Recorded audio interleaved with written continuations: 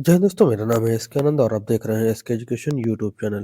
दोस्तों, आज की इस वीडियो में हम आपके लिए लेकर आए हैं सीटेट का गद्यांश और पद्यांश हल करने का तरीका। यानी कि सीटेट में जो गद्यांश और पद्यांश आपका आता है उसको कैसे हल करें और कैसे हम 15 में से 15 अंक आपको मिल पाए, इस बारे में हम बात करेंगे और विस्तृत से इस रणनीति के बारे में बात करेंगे। कैसे जो है इसको सही तरीके से हल किया जाता है जिसमें आपका टाइम भी बचे और नंबर भी आपको पूरे में पूरे मिल सकें। तो दोस्तों, क्या है पूरी ट्रिक, किस माध्यम से हम इसको सॉल्व करेंगे, बताएँगे सारी जानकारी। लेकिन वीडियो पसंद आए तो इसको लाइक व शेयर ज़रूर करिएगा। और अभी तक 1000 सब्सक्राइबर कंप्लीट नहीं हुए हैं तो प्लीज़ आप सभी लोग 1000 सब्सक्राइबर जल्दी से जल्दी कंप्लीट करवाइए, ठीक है?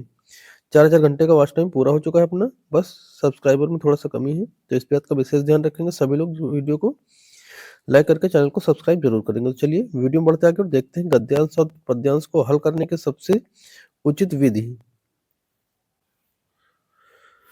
तो दोस्तों, जो आपका सीटी का एग्जाम होता है यानी कि सेंट्रल टीचर एलिजिबिलिटी टेस्ट में हिंदी भाषा के माध्यम से आप 15 नंबर का सीधे गद्यांश और पद्यांश से आता है। यहाँ सबसे ज्यादा स्कोरिंग सिलेक्शन होता है क्योंकि इसके उत्तर आपके सामने पेपर में ही मौजूद होते हैं। आपको रट कर नहीं जाना होता, आपका जो पेपर होता है पेपर में ही उसके आंसर सामने ही लिखे होते हैं, ठीक है।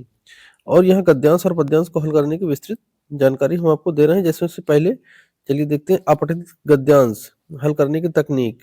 जो आपका अपठित गद्यांश होता है प्रोज, इसको कैसे हल करेंगे। तो देखिए, जो बेटा आपका गद्यांश होता है, गद्यांश में लेखक की बात को ही सत्य माना जाता है। यानी कि जो गद्यांश होता है उसमें जो जिस लेखक ने लिखा है उसकी बात को ही सत्य मानना होता है, चाहे वह वास्तविकता से भी अलग हो। चाहे मतलब निजी ज्ञान ना लगाएं, इसमें अपना व्यक्तिगत ज्ञान ना लगाएं। अगर उसने कह दिया कि कार्बन डाइऑक्साइड से मनुष्य जिंदा रहता है तो आपको ऑक्सीजन की तरफ नहीं जाना है। अगर उसने कह दिया जो सूर्य है वो पश्चिम से उगता है पूर्व से नहीं उगता, तो आप पूर्व का अपना ज्ञान नहीं लगाएंगे कि जो है सूर्य तो पूर्व से उगता है, हमने पढ़ रखा है। ये चीज आपको नहीं करनी है। जो लेखक ने लिख दिया है उस गद्यांश में वही आपका परम सत्य है आंसर के लिए, ठीक है। तो इसमें पहले करना क्या होता है, बहुत से लोग क्या करते हैं पहले गद्यांश को ऊपर से पढ़ना स्टार्ट करते हैं। तो हमें गद्यांश को ऊपर से बिल्कुल भी नहीं पढ़ना है, ठीक है, ऊपर से नहीं पढ़ना है। सबसे पहले करना क्या है, तो प्रश्नों को पढ़ना है। पहले हम प्रश्न को पढ़ेंगे फिर गद्यांश को पढ़ेंगे। गद्यांश से शुरू से अंत तक पढ़ने का समय बर्बाद हमें नहीं करना है। क्यों? क्योंकि मान लो पहले आप गद्यांश पढ़ते हो, फिर आके आप फिर से प्रश्न पढ़ोगे, फिर आप गद्यांश पर फिर से जाओगे, तो ये जो है हमको नहीं करना है, बिल्कुल भी इस चीज से बचना है। सबसे पहले मुझे जो गद्यांश के प्रश्न है उनको पढ़ लेना है, उसके बाद गद्यांश को पढ़ना है, ठीक है। सबसे पहले प्रश्नों की सरसरी निगाह से पढ़ना है। जो प्रश्न आपके हैं, क्वेश्चन जो दिए गए हैं गद्यांश में, उसको सरसरी निगाह से पढ़ना है और उसके जो प्रमुख बिंदु हैं, जो इस चीज पर क्वेश्चन टारगेट कर रहा हो, यानी कि कीवर्ड्स क्या है क्वेश्चन का, उसको दिमाग में रखेंगे। अब हम गद्यांश को पढ़ना है उसके बाद शुरू करेंगे, ठीक है। मतलब पहले जो क्वेश्चन है क्वेश्चनों को पढ़ लेंगे, उसमें कीवर्ड्स क्या पूछ रहा है क्वेश्चन में, उस चीज को हम अपने माइंड में रखेंगे। उसके बाद गद्यांश को पढ़ना शुरू करेंगे। जैसे ही आपको प्रश्न का कीवर्ड दिखे, मतलब जो क्वेश्चन के बारे में कीवर्ड था वो दिखे, वहां रुककर उत्तर को ध्यान से चुनना है, ठीक है। उसके बाद क्या करना है, क्रमबद्धता पर बिल्कुल भी ध्यान देना है। क्रमबद्धता जो है उस पर ध्यान देना है। अक्सर सीटेट में प्रश्नों का उत्तर गद्यांश के क्रम से ही होता है। यानी पहले प्रश्न का उत्तर गद्यांश की शुरुआत की लाइनों में ही मिल जाता है। जो पहले प्रश्न आपका दिया होगा प्रश्न नंबर 1, वो जो गद्यांश होगा गद्यांश की कहीं ना कहीं ऊपरी लाइन में कहीं ना कहीं होगा वो, ठीक है, ऊपर स्टार्टिंग की लाइनों में। और आखिरी का प्रश्न अंत में मिलने की संभावना अधिक होती है। यानी कि जो लास्ट में क्वेश्चन देगा उसका गद्यांश में नीचे तरफ उसका आंसर मिलने की संभावना रहेगी। तो इस बात का हमें बिल्कुल ध्यान देना है, ठीक है। उसके बाद करना क्या है कि शीर्षक यानी कि टाइटल जो पूछता है, टाइटल पूछता है ना गद्यांश का कि टाइटल क्या है, तो यदि शीर्षक पूछा जाए तो यह गद्यांश के केंद्रीय भाव यानी कि सेंट्रल आइडिया या जिस शब्द का बार बार प्रयोग हुआ हो उस पर आधारित होना चाहिए। शीर्षक बहुत लंबा नहीं होना चाहिए, इस बात का भी ध्यान रखेंगे। शीर्षक बहुत लंबा नहीं होना चाहिए। जिस चीज के बारे में बार बार रिपीट हुआ हो जो शब्द, वही लगभग जो है शीर्षक माना जाता है, ठीक है। अब बात करते हैं दूसरा, अपठित गद्यांश को हल करने की तकनीक, ठीक है। तो यहाँ पर पद्यांश, ऊपर गद्यांश हमने सॉल्व किया, अब दूसरा जो पद्यांश आता है ये इसको कैसे सॉल्व करेंगे। तो यहाँ पर देखिएगा, जो आपका पद्यांश होगा या कविता गद्यांश से थोड़ा कठिन होता है। क्यों? क्योंकि यहाँ पर सीधे-सीधे अर्थ नहीं निकलते, बल्कि भावार्थ को समझना होता है, हिडन मीनिंग होती है, ठीक है? हिडन मीनिंग होती है, जैसे कि आप लोग पद्यांश पढ़ रखे हैं, तो उसमें देखते हैं सीधा-सीधा अर्थ नहीं होता, जिस तरह से गद्यांश में होता है वैसा पद्यांश में नहीं होता, थोड़ा-सा ये टफ होता है उससे, ठीक है? तो इसमें तो कुछ चीज़ें भी हैं, उसको भी ध्यान रखेंगे कि प्रतीकात्मक शब्दों की पहचान करेंगे। यानी कि कविता में सूरज का मतलब सिर्फ सूरज नहीं, बल्कि उम्मीद या तेज भी हो सकता है, ठीक है? तेज भी हो सकता है। अंधेरे का मतलब अंधेरा नहीं, उसका मतलब मुसीबत या निराशा हो सकती है। शब्दों का लक्षणिक अर्थ पकड़ने की कोशिश करना है हमें, कि शब्द के लक्षण क्या हैं, उसके शब्दों को हम पकड़ने की कोशिश करेंगे। साथ ही रस और अलंकार भी आपसे पूछता है यहीं से, रस अलंकार संधियां भी पूछता है, तो रस और अलंकार के बारे में क्या ध्यान देना है? तो कविता को पढ़ते समय यह समझने की कोशिश करें कि कवि का मूड कैसा है। वीर रस यानी कि जोश से भरा हुआ है, करुणा रस यानी कि दुख से भरा हुआ है, श्रृंगार रस या प्रेम से भरा हुआ है। जैसे कि इसमें उत्तर को टोन को पहचानने में मदद मिलेगी, जैसे कि जो क्वेश्चन पूछेगा उसकी टोन कैसी है, उस चीज को पहचानेंगे तो हमें उत्तर का जो टोन पहचानने में मदद मिल जाएगी कि इसमें रस अलंकार कौन सा है, ठीक है? रस या अलंकार कौन सा होगा। व्याकरण के प्रश्न अगर आते हैं, तो जो पद्यांश में अक्सर अलंकार, संधि या विलोम शब्द पूछे जाते हैं, इन्हें कविता के संदर्भ में ही हल करना होता है हमें, ठीक है? अगला है आपका पॉइंट तीसरा, व्याकरण यानी कि ग्रामर। ग्रामर की भूमिका में सीटेट अलग से व्याकरण जो है, जैसा कि आप जानते हैं कि नहीं पूछता है। यह गद्यांश और पद्यांश के अंदर से ही पूछा जाता है। इन टॉपिक्स को भी मजबूती रखें, जैसे आपका संधि हो गई, समास हो गई, ठीक है? मुख्यतः तत्पुरुष और द्वंद्व समास यहाँ पर पूछे जाते हैं। उपसर्ग प्रत्यय, जैसे असफल में अ उपसर्ग होता है, ता प्रत्यय होता है, मतलब जो पहले आएगा, जो है उपसर्ग में पहले आया, वो क्या होता है हमारा? उपसर्ग होता है। पहले आएगा तो उपसर्ग, और लास्ट में आएगा तो प्रत्यय, ठीक है? लास्ट में आएगा तो प्रत्यय, मतलब इधर जो आएगा पहले इधर साइड, ये आपका उपसर्ग होगा, इधर आएगा तो प्रत्यय, ठीक है? विलोम शब्द और पर्यायवाची क्या इसके अनुसार आते हैं, ठीक है? विलोम शब्द और पर्यायवाची भी आते हैं, तो इसको भी याद रखना है मुझे, थोड़ा सा पढ़ लेने हैं कुछ। अभी हम आपको नेक्स्ट वीडियो में वो भी बता देंगे, यहाँ पर सिर्फ हल करने का तरीका बता रहे हैं। अगला है आपका तत्सम और तद्भव शब्द। तत्सम और तद्भव शब्द जो है मुख्य मुख्य, उनको भी याद रखेंगे, ठीक है? विशेषण और विशेष का भी ध्यान रखेंगे, विशेषण और विशेष क्या है। अगला आपका समय प्रबंधन। समय प्रबंधन यानी कि मुख्य टिप्स समय प्रबंधन पर बात करें, तो यहाँ पर एलिमिनेशन मेथड का प्रयोग करना होता है। एलिमिनेशन मेथड क्या होता है? तो जैसे 4 विकल्प दिए होते हैं, तो उसमें से 2 तो बिल्कुल गलत होते हैं, उन्हें पहले हटा दें। जो 2 विकल्प गलत हों, जो एकदम साफ पता चल रहा है कि ये नहीं हो सकता, तो उनको बिल्कुल हटा दें। फिर बचे हुए 2 में से गद्यांश के अनुसार सटीक उत्तर को हमें चुनना होगा, ठीक है? अगला है कठिन शब्दों पर ज्यादा ना अटकें, ठीक है? कठिन शब्द पर, जैसे कोई क्वेश्चन में कठिन शब्द फंस गया, तो उस पर हमें उलझा हुआ बिल्कुल नहीं रहना है, उससे तुरंत आगे बढ़ना है। गद्यांश में यदि कोई कठिन शब्द आ जाए, उसका अर्थ ना आता हो, तो पूरी लाइन को पढ़कर संदर्भ से जो है उसका अर्थ समझने की कोशिश करना है हमें। समय सीमा पर ध्यान दें, तो 15 नंबर के हिस्से के लिए सिर्फ 15 से 20 मिनट से ज्यादा खर्च ना करें। जैसे एक गद्यांश में जो है, गद्यांश और पद्यांश मिलाकर 15 नंबर का आता है, तो दोनों को मिलाकर 10 से 15 मिनट, बहुत ज्यादा से ज्यादा खींचेंगे तो 20 मिनट। इससे ज्यादा समय बिल्कुल भी हमें इस पर नहीं देना है, क्योंकि 150 मिनट में हमें 150 क्वेश्चन भी सॉल्व करने होते हैं, और गद्यांश पद्यांश पढ़ते हुए सभी प्रश्नों को हमें पढ़ना होता है, और सभी विकल्पों तक मुझे पढ़ना होता है, इसलिए ज्यादा समय इन पर नहीं खर्च करना है, बहुत ज्यादा से ज्यादा 15 से 20 मिनट बस। भाषा को चुनाव कैसे करना है? तो यदि आपकी पहली भाषा है, यदि हिंदी आपकी पहली भाषा हो, तो आपको गद्यांश एक और पद्यांश एक मिलेगी, ठीक है? अगर आपने पहली भाषा ले रखा है, तो आपको एक गद्यांश भी मिलेगा, एक पद्यांश यानी कि कविता भी मिलेगी। यदि आपकी भाषा 2 है, यानी कि सेकंड लैंग्वेज भाषा है, तो यहाँ पर आपको 2 गद्यांश मिलेंगे, कविता नहीं आती सेकंड लैंग्वेज में, इस चीज को ध्यान रखेंगे। अगर आपने सेकंड लैंग्वेज ले रखी है हिंदी, तो आपको यहाँ पर 2 गद्यांश मिलेंगे, ठीक है? पद्यांश आपको नहीं मिलेंगे, मतलब कविता यहाँ पे नहीं आती सेकंड लैंग्वेज में, ठीक है? फर्स्ट लैंग्वेज में गद्यांश पद्यांश मिलता है, सेकंड में सिर्फ और सिर्फ 2 गद्यांश मिलेंगे, इस बात का मुझे ध्यान रखना है। अभ्यास का तरीका देखिए कैसे करेंगे हम, अभ्यास कैसे करेंगे? तो अगले कुछ दिनों में पुराने वर्षों यानी प्रीवियस ईयर क्वेश्चन जो हो, कम से कम 5 गद्यांश और 5 पद्यांश जरूर हल करके जाना है, और घड़ी देखकर अभ्यास करना है, ताकि आपको ज़्यादा से ज़्यादा समय न लगे। आप लगभग 10 से 15 मिनट में कोशिश करेंगे, बहुत ज़्यादा जाता है तो आप मैक्सिमम 20 मिनट, वो भी मैक्सिमम होता है, इससे ज़्यादा बिल्कुल भी समय नहीं लेना है। और इतना टाइम ध्यान में रख करके जो है हमें पीवाईक्यू जो होते हैं प्रीवियस ईयर जो है गद्यांश और पद्यांश, हमको कम से कम 5 सेट हल करना है, ठीक है, दोनों के 5-5 सेट। तो इस बात का हम बिल्कुल ध्यान रखेंगे, ठीक है। चलिए यहाँ पर लेते हैं हम एक गद्यांश, ठीक है। यह आपका ये गद्यांश है, तो इसको कैसे हल करेंगे, चलिए हम उसको बताते हैं कि आपको कैसे गद्यांश को हल करना है। तो हमने क्या कहा था, जब भी आपका गद्यांश है तो सबसे पहले क्या करना है, मुझे गद्यांश को पहले नहीं पढ़ना है, पहले इसको पढ़ने के चक्कर में नहीं पढ़ना है। पहले मुझे क्या करना है, इसके जो प्रश्न दिए हों प्रश्नों को मुझे पहले पढ़ना है, ठीक है। तो देखिए यहाँ पर आपका ये प्रश्न है, इन प्रश्नों को पहले पढ़ेंगे, उसके बाद हम गद्यांश की ओर चलेंगे। तो पहला प्रश्न बेटा आपका यहाँ पर पूछा गया है, सच्चा आनंद कहाँ मिलता है। दूसरा, परोपकार का संधि विच्छेद क्या है। तो परोपकार पर धन उपकार होगा, तो हम बाद में देख लेंगे। पहला प्रश्न आपको सच्चा आनंद कहाँ मिलता है, दूसरा परोपकार, तीसरा गद्यांश के अनुसार मनुष्य जीवन सार्थक कब होता है।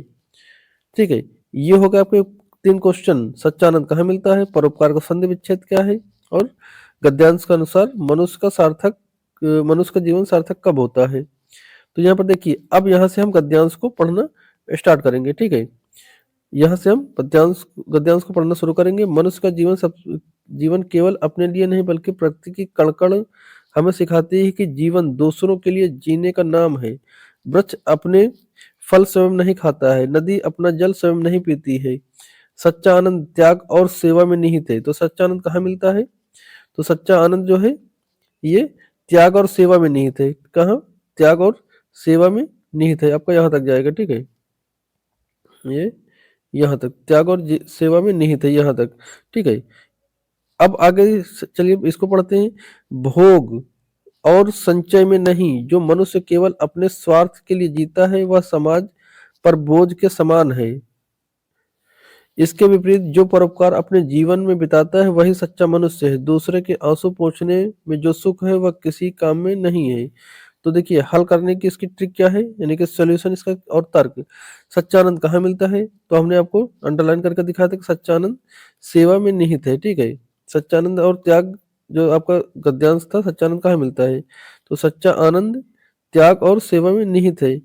अगला क्वेश्चन था आपका, परोपकार का संधि विच्छेद क्या था।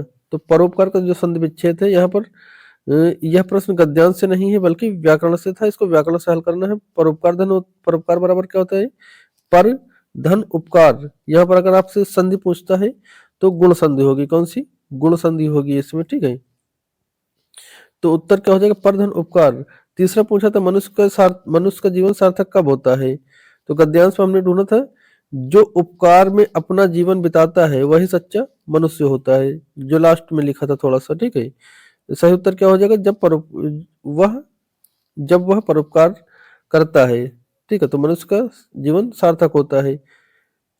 अब यहाँ से है आपका बेटा अपठित गद्यांश। तो अपठित गद्यांश में पहले मुझे फिर से प्रश्न पढ़ने हैं। देखिए यहाँ से शुरू होता है, लेकिन मुझे इसको पढ़ने से पहले प्रश्न पढ़ना है। क्यों, क्योंकि हमको अपना समय बचाना है। इसके पास क्वेश्चन का टैगवर्ड जो रहे उसको ध्यान में रखना। जैसे पथ की बाधाओं से कवि का क्या आशय है, तो इसका ध्यान रखेंगे। पथ की बाधाओं से कवि का क्या आशय है। दूसरा, अविचल शब्द का अर्थ। तीसरा, इस कविता का मुख्य उद्देश्य क्या है।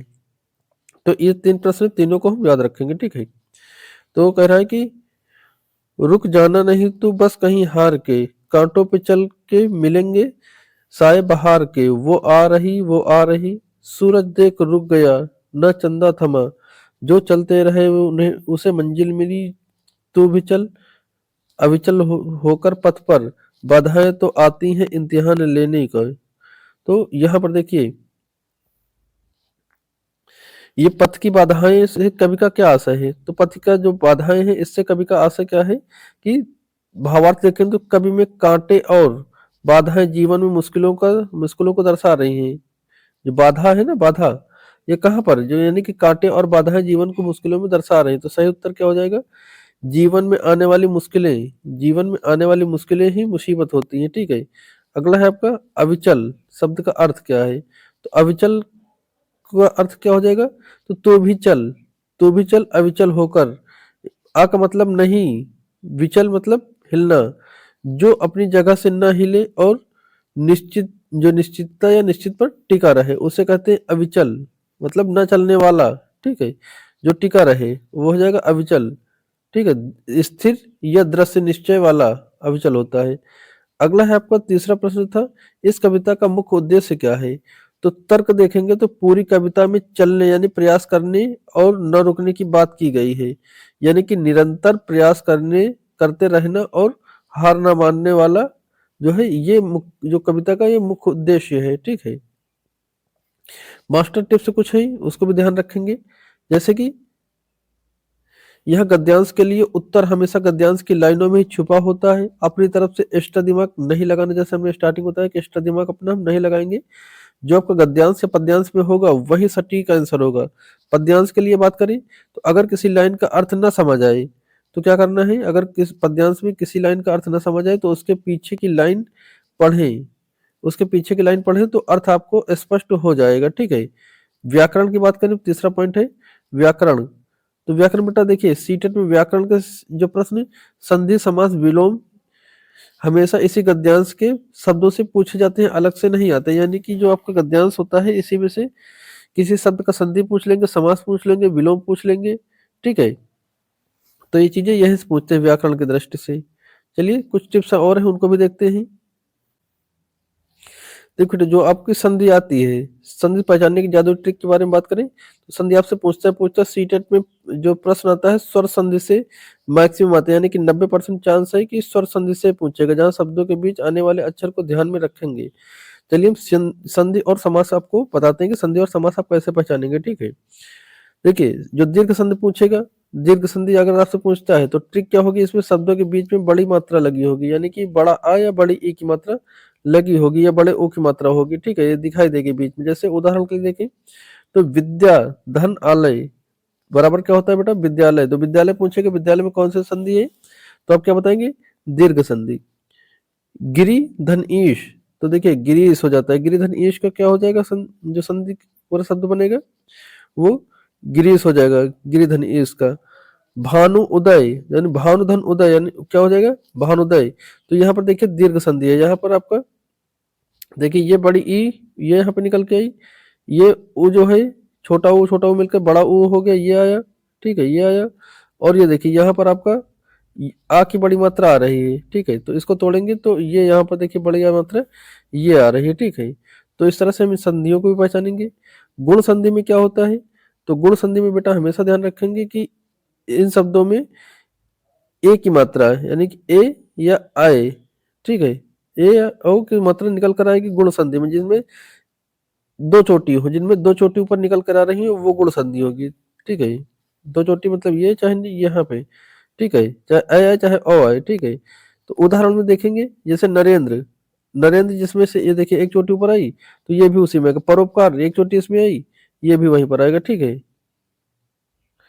मतलब जिसमें एक मात्रा लगी हो, सॉरी जिसमें एक मात्रा लगी हो ऊपर एक मात्रा, तो ये गुण संधि हो। एक चोटी तो गुण आएगा और दो आएंगे तो वृद्धि। ठीक है, यहाँ पर देखिए स्पष्ट हो जाएगा आपको, एक मिनट। यहाँ पर देखिए हमने एक मात्रा ली है, कौन कौन सी, एक मात्रा वाले, और यहाँ पर दो मात्राएं वाली। अगर दो मात्रा आ रही है तो मतलब वृद्धि हो जाएगा, एक मात्रा तो आपका गुण होगा। ठीक है, दिखाई दे जैसे गुण संधि का उदाहरण क्या हो जाएगा, बुढ़ा, बुढ़ा रूप मात्रा बढ़ गई। ठीक है, संधि में की जो होगा ट्रिक क्या है, बुढ़ा रूप मात्रा बढ़ गई। तो जैसे उदाहरण देखिए, एक मिनट रुकेगा, ये देखिए उदाहरण क्या है, सदा धन आयो यानी कि सदैव। देखिए यहाँ पे क्या हुआ, यहाँ पे डबल मात्राएं आ गई आपकी, ये देखिए ये डबल मात्राएं आ गई आपकी ना, यहाँ पे ये वाली, तो डबल मात्राएं आई तो क्या हो गया, यहाँ पे वृद्धि संधि। महाधन औषधि तो महौषध, तो यहाँ पे देखिए डबल मात्रा ऊपर आए, जब डबल मात्रा ऊपर आए तो वृद्धि, अगर एक मात्रा ऊपर रहे तो वो कौन सी होगी, गुण संधि होगी। ठीक है, यण संधि में क्या होता है, तो ये ट्रिक देखेंगे यण संधि के लिए, तो ध्यान देंगे जैसे या व रा के पहले कोई आधा अक्षर आए, हाफ लेटर आ जाए तो वहां पर यण संधि होगी। जैसे उदाहरण के लिए इत्याधन आदि बराबर क्या हो जाएगा, इत्यादि। या से पहले आधा ताया है, ये देखिए या से पहले आधा ता आया, ये देखिए। सुआगत यानी कि स्वागत, स्वागत वा से पहले क्या आया, आधा सा आया है, वा से पहले क्या आया, आधा सा आया है, ठीक है। तो ये सब क्या होते हैं, इसमें सब में यण संधि होती है, ठीक है। विसर्ग संधि कैसे पहचानेंगे, तो विसर्ग संधि की ट्रिक को ध्यान रखें तो इस संधि को करते समय आधा सा या सा या फिर ये वाले सा या फिर या कि ओ के साथ मात्रा है, ठीक है, तो इसमें विसर्ग में बदल जाएगी। उदाहरण के लिए देखिए, जैसे निश्चय क्या होता है, निधनचय, ठीक है, निधनचय बराबर क्या हो जाएगा, निश्चय हो जाएगा। मनोबल बराबर क्या हो जाएगा, तो मनोबल को तोड़ेंगे तो मनः धन बल, ठीक है, जिसमें से ये वाली मात्राएं तो विसर्ग की मात्राएं, ठीक है, तोड़ने के बाद तो ये सभी क्या होती है, ये विसर्ग संधि होती है, ठीक है। चलिए अब यहाँ से हम आपको बताते हैं समास को पहचानना, कि समास को कैसे पहचानेंगे, कौन सा समास कहाँ पर हो सकता है, ठीक है। तो इसको समझने की सबसे अच्छी ट्रिक क्या हो जाएगी, शब्दों को तोड़कर विग्रह करें, ठीक है, क्या करें, शब्दों को तोड़कर बेटा हमेशा उसका विग्रह करना। जैसे पहले देखते हैं हम द्वंद्व समास, ठीक है। द्वंद्व समास यानी कि ट्रिक इसकी क्या हो जाएगी, दोनों समास के बीच में योजक चिन्ह लगा होगा, क्या, योजक चिन्ह लगा हो जाएगा, ठीक है।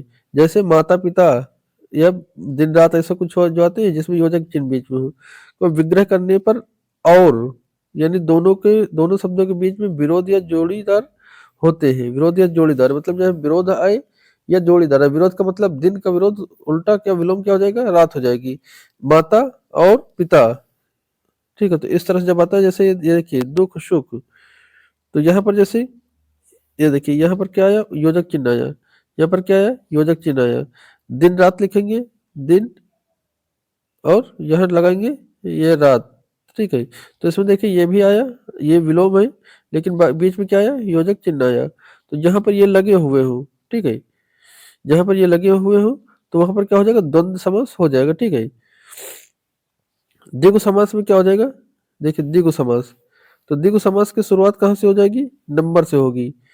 उदाहरण के लिए देखें तो जैसे चौराहा, चार राहों का समूह जिसका होता है, ठीक है, तो चौराहा जो देखिए यहाँ पे गिनती शुरू है ना, चौराहा, नवरात्र, त्रिभुज, नवरात्र का क्या होगा, नौ रानियों का समूह, सॉरी नवरात्रियों का समूह, नवरात्रियों का समूह यानी कि नवरात्र, ठीक है। चौराहा, तिराहा, त्रिभुज, द्विभुज, अष्टभुज, तो जहां पर पहले नंबर आए तो वहां पर द्विगु समास होगा, जहां पर पहले गिनती आ जाए, गिनती का मतलब नंबर आ जाए, तो वहां पर आपका द्विगु समास होगा। इस बात को भी ध्यान रखेंगे। अगला है आपका बेटा अव्ययी भाव समास। तो अव्ययी भाव समास क्या होता है, तो इसकी ट्रिक क्या है, तो ट्रिक शुरुआत में उपसर्ग आए, शुरुआत में उपसर्ग आए तो वहां पर अव्ययी भाव समास होगा। जैसे आपका यथा, प्रति, आ, भर, नी, उ, अनु, उ, तो जहां पर इस तरह के जो है उपसर्ग आ जाए तो वो जो सब क्या होंगे, अव्ययी भाव समास होंगे। उदाहरण जैसे प्रतिदिन, आजीवन, भरपेट, ठीक है, तो ये सभी क्या हो जाएंगे, ये सभी बेटा हो जाएंगे अव्ययी भाव समास इनमें, ठीक है। प्रतिदिन, आजीवन और पर भरपेट में, ठीक है, अव्ययी भाव समास आएगा। नेक्स्ट आपका बहुब्रीहि समास।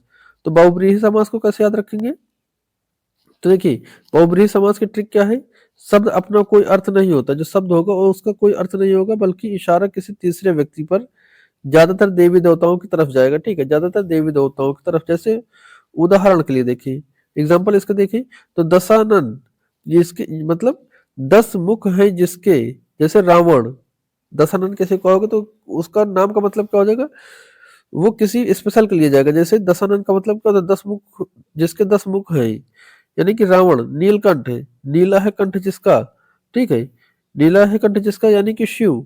अगला आपका लंबोदर, यानी कि जिसका है लंबा हो उदर, अर्थात किसकी बात की गई यहाँ पर, गणेश भगवान की, गणेश जी की बात की गई, ठीक है। तो इस तरह से इनको याद रखेंगे। नेक्स्ट है आपका तत्पुरुष समास।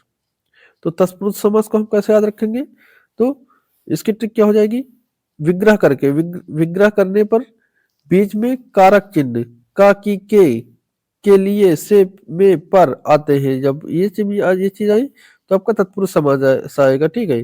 देखिए इसके एग्जांपल देखिए, जैसे उदाहरण राजपुत्र, यानी कि राजा का पुत्र, बीच में क्या आया, राजपुत्र का जो तोड़ेंगे तो क्या आएगा, राजा का पुत्र। रसोई घर को तोड़ेंगे तो क्या आएगा, रसोई के लिए घर। वनवास को तोड़ेंगे तो क्या आएगा, वन में वास, ठीक है। तो इनमें क्या, इसमें कैसा समास है, तो जो है तत्पुरुष समास है। कैसा समास है इनमें बेटा, इन सभी में राजपुत्र, रसोई घर और वनवास में तत्पुरुष समास होगा। ठीक है। कर्मधारय समास की बात करें तो कर्मधारय समास में ट्रिक पहले शब्द दूसरे शब्द की तारीफ यानी विशेषता बताएगा। विग्रह करने पर या के समान आता है। ठीक है। क्या आता है? जो या और के समान है वही आपका कर्मधारय समास हो जाएगा। जैसे नील कमल, तो नीला है जो कमल, नीला है जो कमल। महापुरुष, महान है जो पुरुष। चरण कमल, तो चरण के समान, सॉरी कमल के समान चरण। तो इनमें सब में क्या कौन सा जो है आपका समास? तो कर्मधारय समास है। ठीक है। अब देखिए यहाँ पर मेरा सुझाव स्पेशल क्या है। मेरा सुझाव यह है कि गद्यांश में जब भी कोई व्याकरण का प्रश्न आए तो उसे गद्यांश के माध्यम से देखने के बजाय सीधे इन ट्रिक्स के माध्यम से हल करें, आपका समय जो है बचेगा। ठीक है। तो ये था बेटा आपका गद्यांश और पद्यांश हल करने की पूरी ट्रिक, और आप समास, संधि, इन सबको कैसे पहचानेंगे। ठीक है। ये सब भी हमने आपको बता दिया। तो उम्मीद करेंगे वीडियो पसंद आई होगी। दोस्तों वीडियो पसंद आए तो इस वीडियो को लाइक और शेयर जरूर करेंगे, और चैनल को सब्सक्राइब किए बिना नहीं जाएंगे आप लोग। तो जल्दी से जल्दी चैनल को सब्सक्राइब करिए। मिलते हैं नेक्स्ट वीडियो के साथ, तब तक के लिए जय हिंद।